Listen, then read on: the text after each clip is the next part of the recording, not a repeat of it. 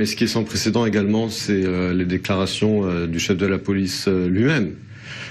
Puisque, d'après ce qu'on sait, la semaine prochaine, la police doit publier ses recommandations sur les 2 enquêtes dont a parlé votre reportage.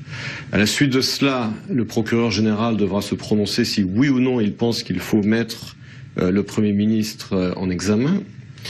Mais une semaine avant, il y a cette interview d'1 heure entre le chef de la police et la journaliste israélienne Ilana Dayan, une semaine avant que la police ne soumette ses recommandations. Le timing est plus que problématique. Et puis ensuite, il y a le contenu de ce que dit le chef de la police dans cette interview hier, à savoir qu'il accuse, enfin il n'accuse pas directement le Premier ministre, mais il dit... Les personnages haut placés. On sait très bien de qui il parle, que le Premier ministre a envoyé des enquêteurs pour trouver des choses embarrassantes sur les policiers qui enquêtent sur le Premier ministre. Donc de 2 choses l'une.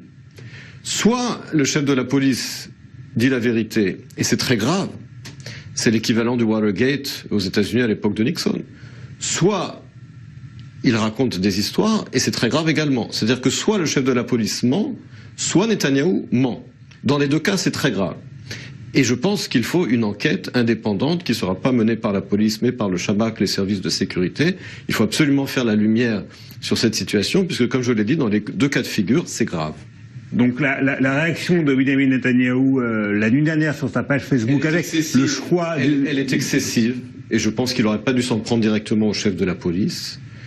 Et je pense qu'il faut absolument faire la lumière sur cette affaire qui est grave. Une affaire dans l'affaire, en quelque sorte. Absolument. Benjamin